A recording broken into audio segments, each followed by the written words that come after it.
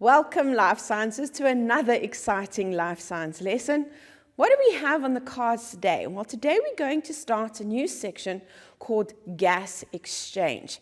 Now, it fits into the parts that have come before it, and I'm going to show you, give you a bit of idea of how it's come in, but we're basically looking at how are we going to bring in oxygen and bring out carbon dioxide. And that's the whole process that we're going to look at in the next couple of lessons. Okay, so very often when I use the word gas exchange, and I've put it on the board in brackets here, we often use the term breathe. Right? And now I'm going to show you it's not technically correct, but when we use the word gaseous exchange, it actually, we say it as we're breathing. How do I bring in oxygen? How do I take carbon dioxide out? So when we look at it today, we're going to see that maybe it's not technically correct, but that's really not a problem. That's actually what we're looking at. We're going to look at this whole process of how we breathe, and why we need to breathe. In this lesson today, we're going to look at a few concepts. We're going to start off with, this whole concept of what is gas exchange, what is breathing, what is cellular respiration, because very often we get those three terms mixed up, and they all actually mean totally different things. Then we're going to look at this whole concept of I need to breathe. Oxygen is quite important.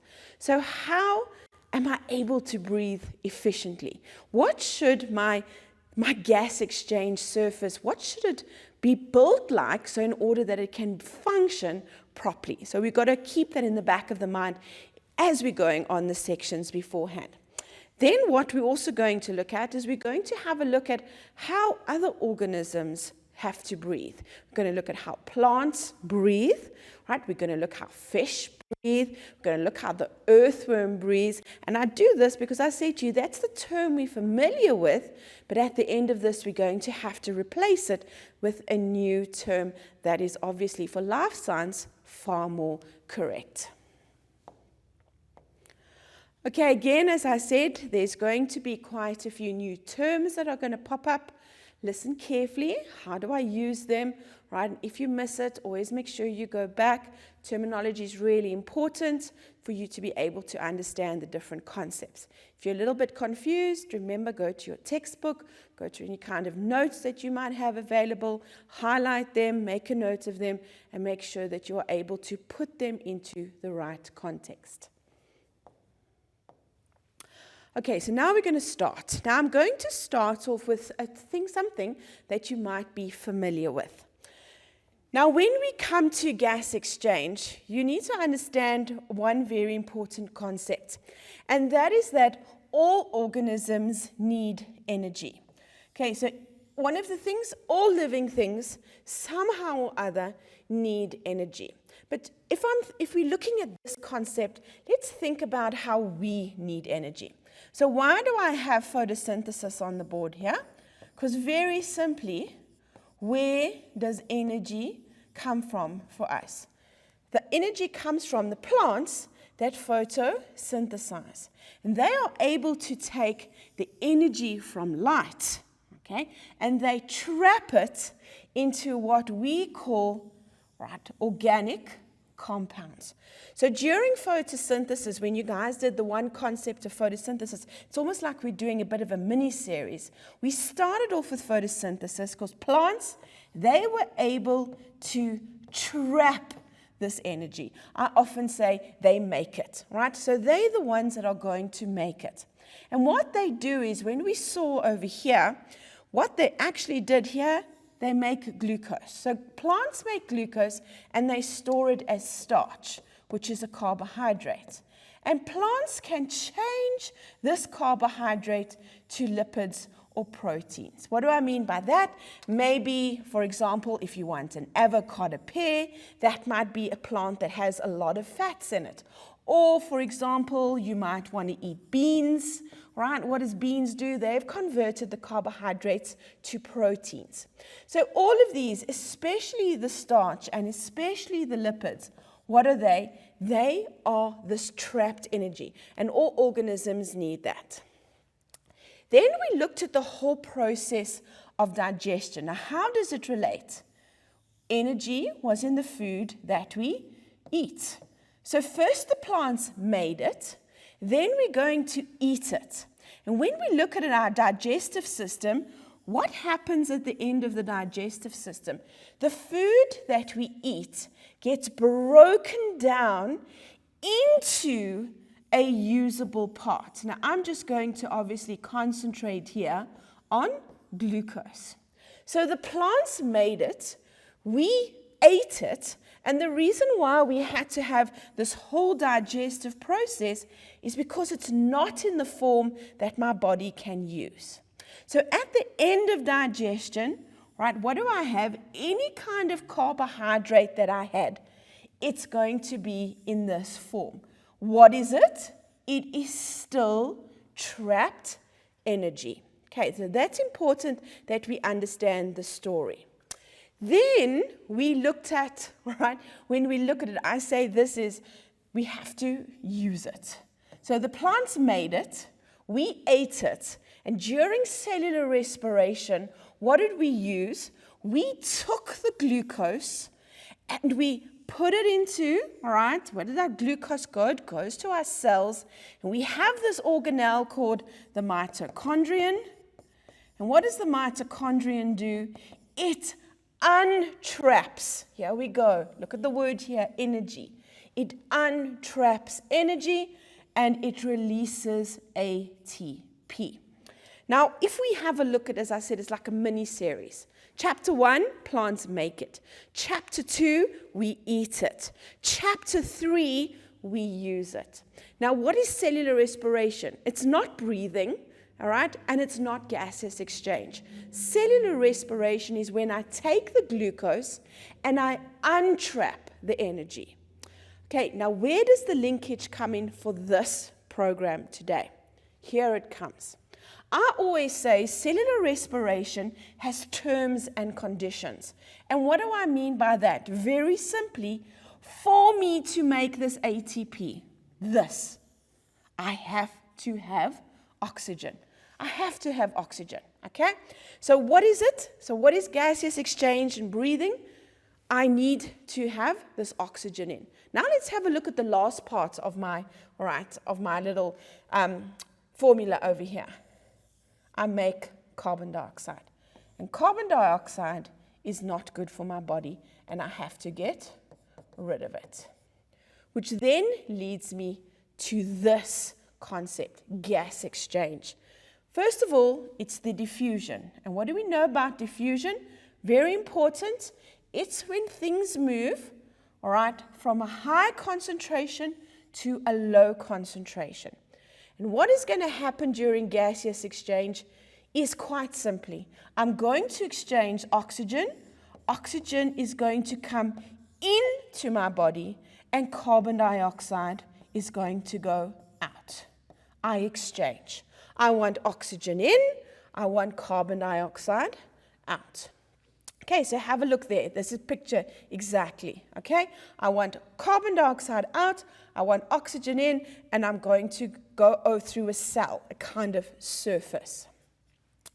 Now, when we talk about breathing, and I say this is the word we use all the time, breathing is the physical process. Me breathing in, breathing out. It's when my muscles do the work. So when I talk about gas exchange actually is the whole process of breathing in, gases exchanging, going to the cells for cellular respiration, exchanging gases again, exchanging gases in the lungs, and then breathing out. So it's this whole process that we are going to look at.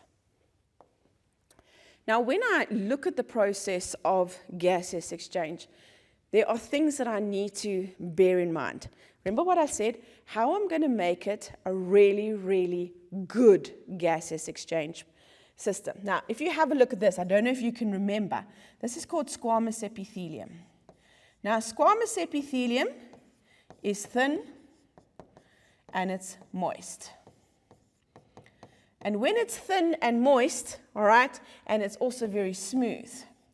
And this is going to be very important when I need to be able to bring oxygen in and out. Okay, so these are the requirements each time.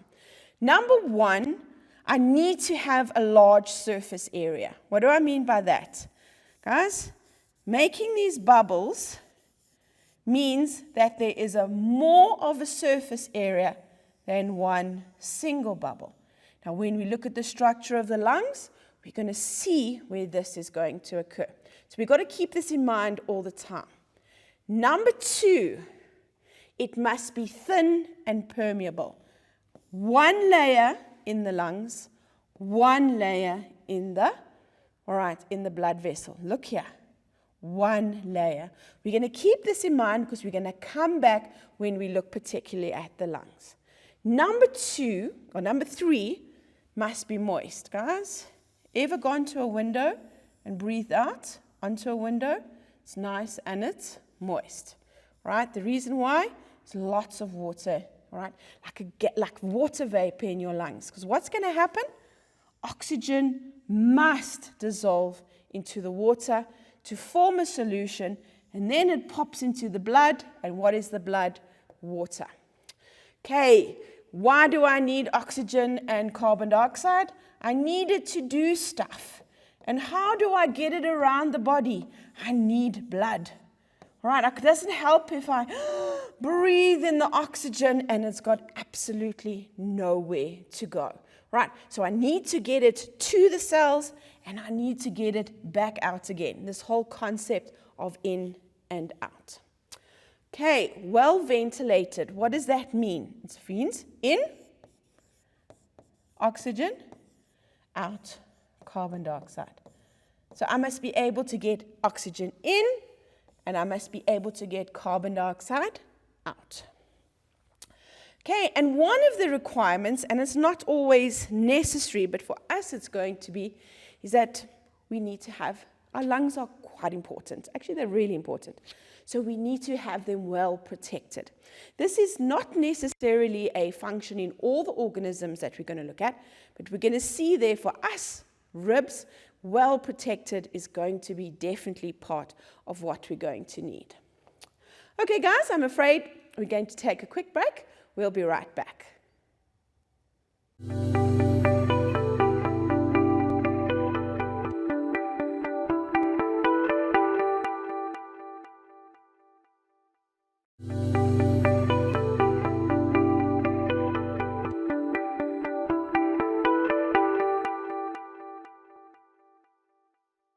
Welcome back, Life Sciences. I hope you took a nice little break. Remember, it's important just to rest a little bit, get all the frustration out, go and have something to drink, a glass of water, walk around just to get the blood flowing. Otherwise, it helps you to concentrate.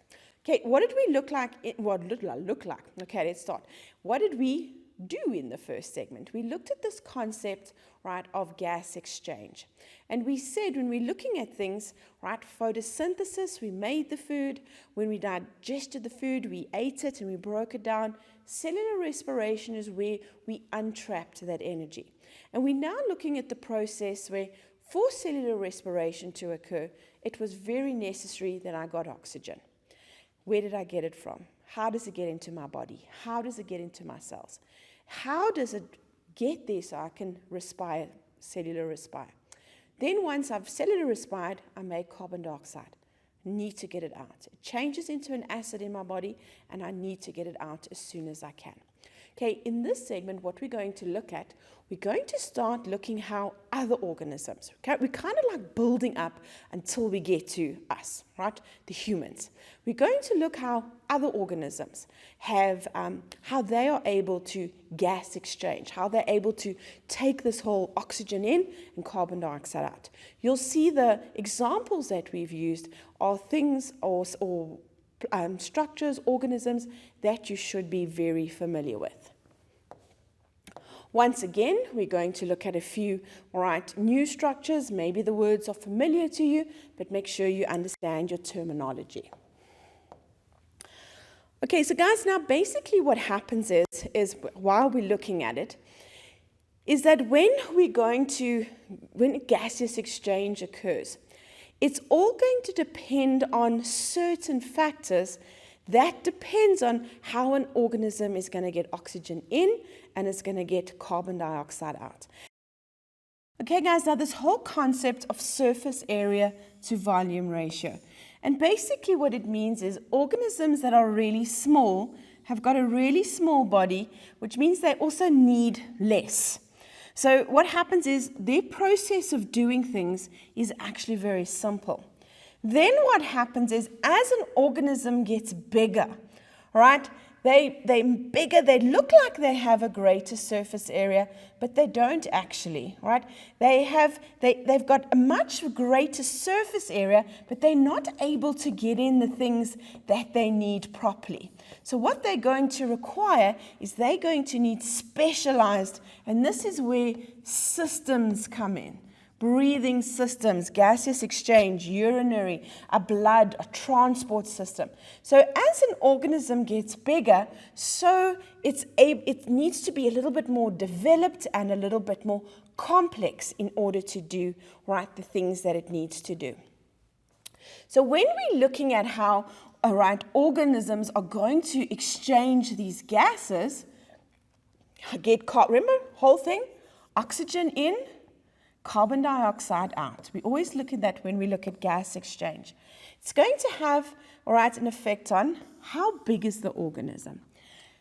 It will have an effect on how it needs to be able to bring in oxygen, how it needs to take out carbon dioxide. Its form, its covering, you're going to see. Let's, for example, we look at an insect. An insect has got a really hard covering, yet it can't get oxygen into its body. It might be small, but it's going to come up with a different way. And obviously, environment at which it lives. What do I mean by that? Say, for example, we look at the fish. It lives in water, right? And there's less water available, right, than in air. So we're going to have to come up with a different system of how we're going to get this oxygen in and this carbon dioxide out. So if I have a look over here, this is a single-celled cell called an amoeba. It's very small, it's got a very large volume to surface area, and what happens, it's very simple. Exchange of gases occurs by diffusion. Oxygen comes in, carbon dioxide goes out across the cell membrane. It doesn't need any kind of special. So no special organs whatsoever. So what will happen is when I get bigger, right, so for example, small aquatic organisms, if you look here, guys, can you remember? These are flatworms, right, platyhelminthes, so they're nice and flat. Right, these are all my cnidarians. Okay, we did it when we looked at animal diversity.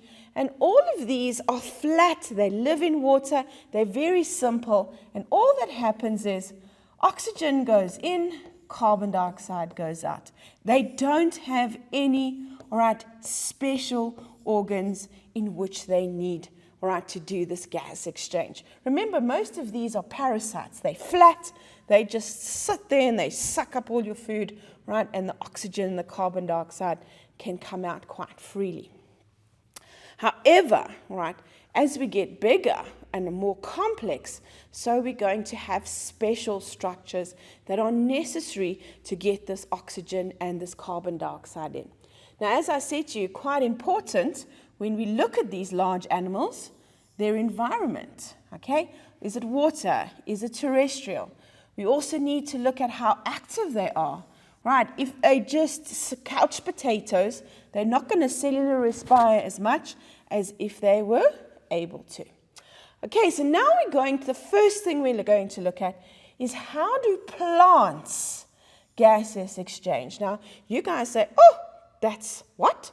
Plants can breathe? Right, guys? Yes. Right, plants, what is gaseous exchange? It's not breathing. Plants need to get oxygen into and out of the cell. Now, if I go over and look here, this is the stomata. Right, you would have done it when you did plant tissue. And stomata are little holes at the bottom of the leaf. And what can happen? Carbon dioxide can go out or in, remember, for photosynthesis, and oxygen is going to come out. So there we're going to have this gaseous exchange again. These are called lenticels, and they are little cells. They are breathing pores on stems. There, they're little cells. Oxygen can come in, and plants can breathe. I'm going to go to this one. This is the leaf. So when I think of the leaf, how does the leaf, all right, these are the requirements. Why is it thin and permeable? Guys, look here. Cuticle at the top. Very thin layer at the top called the epidermis. Right, nice and thin. Large surface areas. Wow, look at these huge, big, elongated palisade cells. You would have done this when you did, all right, plant organs. What else do I need? Well ventilated. What does that mean?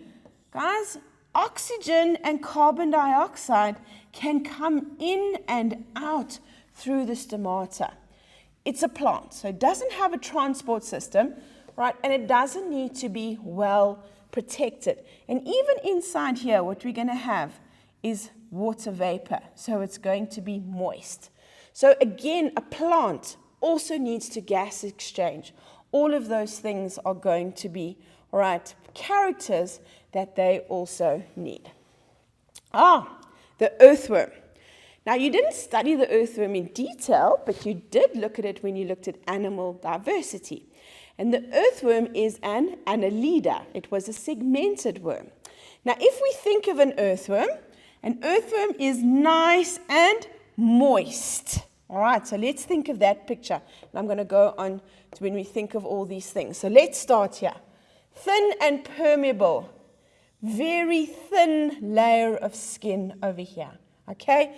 Earthworms are not very big. And what else on top? They're nice and moist. They live in the moist soil. Right? They've got to stay where it's wet. So we've got nice, thin, we've got moist, large surface area. Check here. The earthworm can breathe over its own body. So not breathe, gaseous exchange, all right, can occur over the whole body. So it has a really large surface area. Now, when we talk about well ventilated, what do we mean? Bringing oxygen in and out. Right? So it doesn't have a breathing system, but it has more of a transport system. So well ventilated here, not so much in the concept of getting it in and out. Transport system, definitely. Guys, have a look here. How do earthworms get everything around the body? They have a blood system. They have a heart, they've got vessels, and it's going to get it throughout. Well protected, not so much, all right? They're very soft, they're very squishy. If you stand on them, you're probably going to kill them, right? But they're usually deep down in the soil. They're not very high up. So their body might not protect them, but where they stay might be protected. Okay, so when we're looking at those things, you need to have an idea of how different kinds of organisms are going to understand gaseous exchange. Okay, guys, we're going to take a quick break and we'll be right back.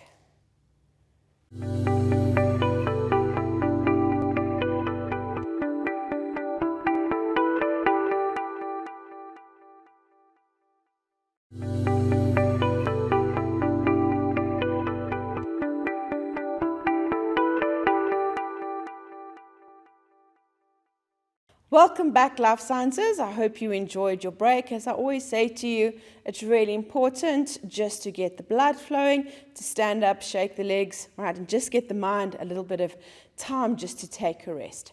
We're looking at this concept of gas exchange. And as I said to you, we very wrongly call it breathing. And we can't call it breathing. So when we're talking about gas exchange, we're looking at the exchange of gases. So we're looking at how different organisms, all right, were able to exchange oxygen and carbon dioxide. That's what we're talking about. We are not able to use the other gases that are in the atmosphere. We want to get oxygen in and we want to get carbon dioxide out. And that's the same for all living organisms. Remember, all living organisms, they need to cellular respire. And during cellular respiration, oxygen is needed and carbon dioxide is released. And we need to see different organisms have different ways in which they are going to do that.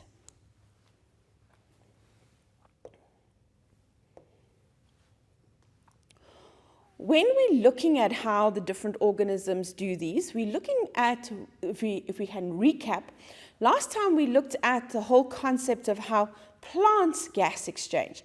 And as I said, that's why it's incorrect to say the word breathe, because plants can't breathe, but they are able to exchange gases. And we looked at that whole concept of leaves, right, and little lenticels on the plants, where what did they do? They took in gases. But when it comes to plants, very often they're a little bit different to us because they take in a lot more carbon dioxide and they release oxygen. So it might be a different in and an out, but it's still an exchange of gases. Then we looked at how, all right, certain kinds of organisms, and we looked at how the earthworm, right, was able to take in oxygen. Earthworms are nice and slimy and moist, and that beautiful skin is just well enough for it to be able to take in, all right, those different oxygen and carbon dioxide. And each time, right, remember when you're looking at something, how those efficient gaseous exchange points, how is the organism made to make gas exchange so much more efficient? Now we're going to carry on with that concept, and we're going to look at 2 more other organisms. Right, guys, so when we look at the next organism we're going to look at is insects. All right, and everybody who, all right, when I look at insects, I don't like insects. The only nice insect that I know, all right, is going to be a ladybug. Insects give me the chrills. But we're going to look at how insects take in oxygen and how they release carbon dioxide. Now, when we look at insects, insects are really small, and that means that they should be able to just nice and easy by diffusion, but oh no, what do insects have? They have an exoskeleton, and that's usually some kind of outer covering, right, that's going to be very hard, and what happens is oxygen can't come in through the skin. It's pretty much the same as we have. So it's got to have, now for the first time, we're going to start to see a special, and hear the word, a more developed and efficient system. Now I'm going to show you the system briefly, but you're actually going to be surprised when we look at the human section, how many of the names they have in common. Now this is my insect over here. Now what happens is if you ever take a look very carefully on the body over here, so this is when we look at the insect, that's the head, that's the thorax, and this is the abdomen. Now on the side of the abdomen, if you look very carefully, all right, are what we call spiracles. Okay, here we go. Here's the spelling of them. They are called spiracles, and very simply what they are holes, okay? So if you look, they've got a little flap, and what the insect can do is, this little hole can open and obviously close. Now when we get to insects, insects are really busy. They're crawling all over the show, they are flying, so they're going to need a lot of oxygen. So what is going to happen here is when those spiracles open, oxygen is going to move into the body. Now, it's not as simple as that. I want you to have a look. It's actually quite a system that's very simple, similar to ours. You don't have to worry too much about all of the different functions, but look here. It's what is called a tracheal system. And when we look at our system, we also have a trachea. And basically what we're looking at is that insects actually have a series of tubes, right? So they have all of these tubes that when the spiracle opens, what happens is oxygen goes into these spiracles, it travels along these trachea, and it gets all the oxygen to the tissue. Now, I hope that you notice that there's something here. There's no blood. Now, when we looked at the transport system, insects have an open circulatory system. What does that mean? They don't have blood, and they don't have blood cells. That means the oxygen comes in here, and it diffuses and bathes directly into the tissue. I don't know if you guys have ever stepped on an insect. An insect, when you step on it, is never red. All right, it's yellow. And that basically means the oxygen goes in. It doesn't have red blood cells. It doesn't have blood. The oxygen goes in and it just bathes, like the whole body is just like this. I can't say soup. It's called the hemicole. And all the oxygen is bathed in here. So it doesn't actually have a transport system.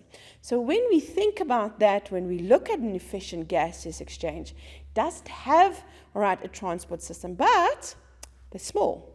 Does it really need it? It's constantly got this oxygen coming in. So we're going to find that in gaseous exchange, there's this trachea. So what happens? What happens in the tissue? Cellular respiration. Carbon dioxide moves from a high concentration to a low concentration, back into these spiracles, and out it goes into the atmosphere. So we're starting to see, for the very first time, we're starting to see a system that is far more highly developed. We actually have serious special features that we need to have. So guys, as I said again, each time you look at it, you've got to keep in the back of your mind, I'm going to go over, all right, the requirements again later with you, just so that you can, all right, know the importance of this. So thin and permeable, what do we mean by that? So when we look at the trachea, what does thin and permeable mean?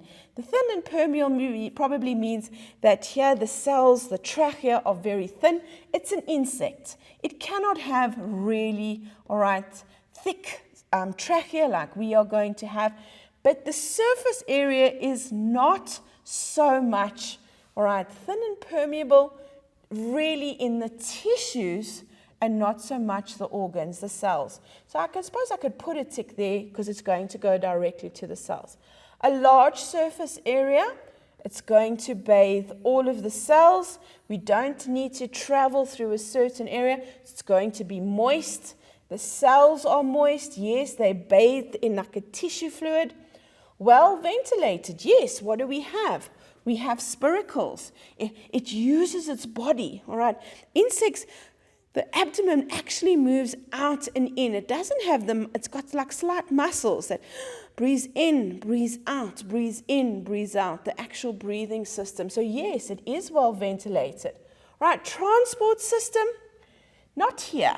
Right, doesn't have blood, and it doesn't have, all right, all these vessels taking it around. But as I said, it's not really a big insect, so everything's going around the middle. Well protected, well, it's got a hard body covering. So we're going to say that probably it is well protected. The crunch, I don't know if you've ever stepped on one, even a spider, all of those things. They're hard, they're tough, and that outer layer protects them nicely.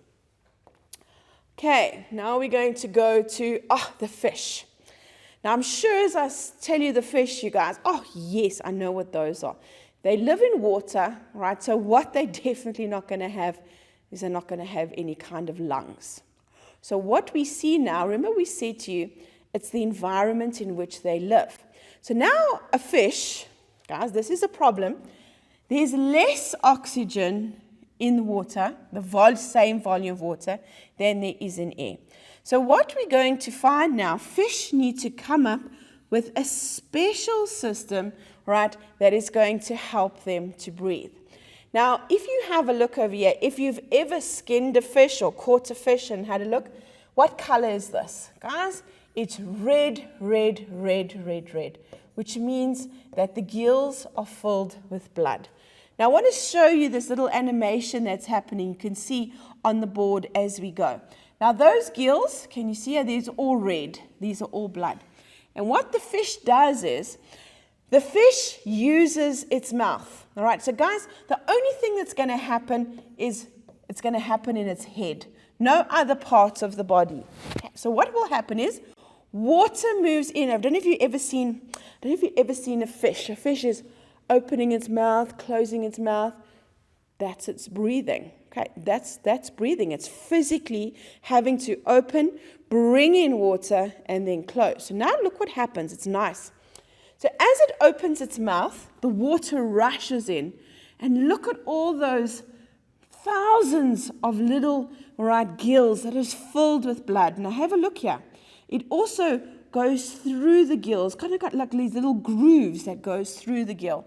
So what happens is when it goes the mouth, the water moves over the gills, and what takes up? Oxygen is in high concentration to low concentration, and the fish is going to have a blood system. So it's going to go into the blood. And when it closes its mouth, what happens over here? All right, opens its mouth. When it closes its mouth, the water goes out. All right, and what do you think went into the water? Carbon dioxide. So when the fish opens, water goes in, bathes the gills, the blood, gaseous exchange occurs, oxygen goes into the fish, carbon dioxide goes out, and closes its mouth, and it's got a little slit over here. It's called an apiculum or a gill slit. It opens and the water comes out. He doesn't swallow the water. Open, close, go out. So as you can imagine, right, when we look at the fish, when we have a look at all the different things, are they thin and permeable? Look at these. There's like millions, there's thousands of them. Small little thin, all right, gills. Yes. Do they have a large surface area? Definitely. I don't have one solid one. I've got lots and lots of them. Okay, I don't think moistness is going to be a problem because it lives in water. Is it well ventilated? Yes. The mouth moves up and down and it comes in. Does it have a transport system? Very much so, because what do I have a lot of? Blood. And is it well protected?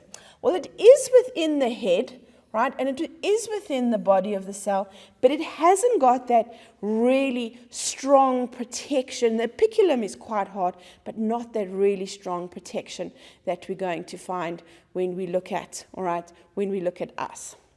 Now, the last organism that we're going to look at, and we're going to keep that for, right, the next lesson, we're going to look at how mammals undergo gas exchange. And that is us, all right? We need energy all the time. We are warm-blooded, endothermic, and we need a lot of energy, which means we're going to need a lot of oxygen. So we need to have a really high developed system. So next time I see you, we're going to have a look at the human lungs. But that's all for now. We're going to take a quick break, and then we'll be right back.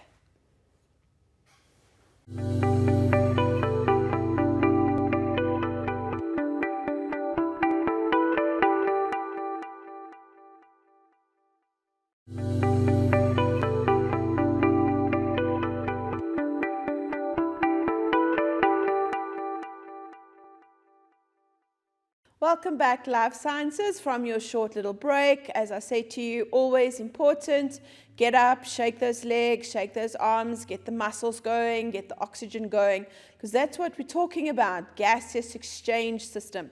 Right, just to recap, we looked at all of the ways that make an efficient gaseous exchange system. We looked at the thin, the moist, the permeable, and then we looked at how different organisms gaseous exchange, because very often when we think of gaseous exchange, we just think of us as mammals or humans that do it, and we look to see how plants need gaseous exchange for photosynthesis and cellular respiration, how the earthworm was able to look at it, how the insect, and then how the fish, some organism living in water has to have a different kind of approach to how they get oxygen in and out. What we're going to do is we're going to look at a few questions that we could probably ask you on this section, right? Just small little questions that maybe could pop up in your tests and your exams, just to give you a bit of a backbone to see how you would answer these questions. Right, our first question over here, as you can see, is a diagram of an earthworm. And it says to you, study the diagram below and answer the questions that follow. Now remember, it's not going to be specifically about the earthworm, but it is going to do with gaseous exchange. Now the question is, how does the earthworm meet the requirements of an efficient gaseous exchange surface? And guys, it's just ask you to discuss two ways. So basically, it's an open-ended question. There's a way that you could do it in the first one, all right, but you need to link it back to the earthworm. So I'm going to go with number one. The skin is moist. All right, so there we go. We said that moistness, being able to, right, not be dry out is really important. And when I say discuss, you must tell me the skin is moist for 1 mark. And why is that important? And that is because oxygen must be in a solution in order for it to be able for gaseous exchange to occur. I'm going with the second one I'm going to go with here is a good transport system, and the reason why is because the transport system here is quite obvious. It has a heart, it has blood vessels, and you can see they're directly underneath the skin. So what will happen is we will have a good transport section. The oxygen and the carbon dioxide will allow to be transported to all parts of the body. All right, another thing you could have maybe spoken about, linking with the skin. Right, I'm going to go over here. Right, probably you could have also said that the skin is thin, because that's what it is. And what do we need? Because the skin is thin, all right, it's permeable, and that will make sure that it's quick for oxygen and carbon dioxide, all right, to be able to gaseous exchange. So when I look at those, it's thin, it's large surface area. Maybe that could have been another one, a large surface area. Number 4, and how do we know it's a large surface area? All right, gases can dissolve over the whole body of the earthworm. There we go. So any of those, B-O-D-Y, all right, any of those you could have discussed. But remember, when I say discuss, I mean you must give me the how it is and why. You've got to give me the 2 reasons. You can't just explain the one. Here is just simple questions that we could put out to you. The first one, how are insects adapted for, right, the prevention of desiccation? Desiccation means to dry out, right? And how are insects prevented from this? Guys, they have got that chitinous outer layer. And that is why they needed the tracheus, the whole trachea system. That they have this exoskeleton. And what happens is their body, there's no oxygen and carbon dioxide can't get through. Can't diffuse.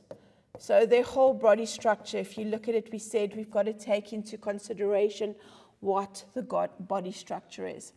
Now, the next question, how do they maintain a moist gaseous exchange surface?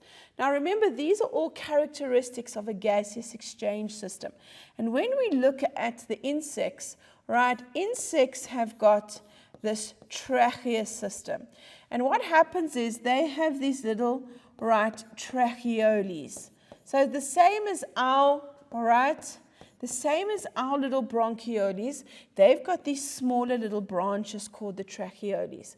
And inside their branches, it is moist. All right, there is a form of water vapor there, all right, and it's right near the cells, and the cells, all right, also have a layer of fluid around them. So that is how they are able to have that gaseous exchange system that is going to be moist. As we said, very important part of an effective gaseous exchange. Okay, guys, now this is quite a, I'm not going to lie to you, it's quite a challenging question that we've put in here, and it's a question on the fish. Now let's read what it says.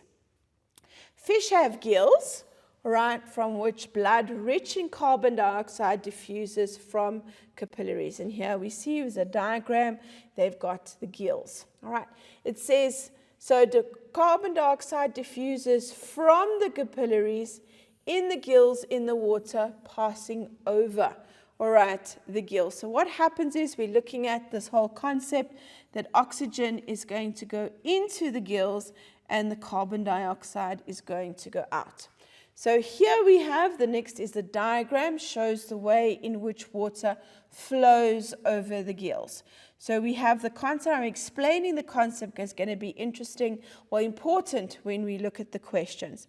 So the water comes in, all right, the mouth is open, and the gills over here are going to be, well, the apicular cavity is going to be closed.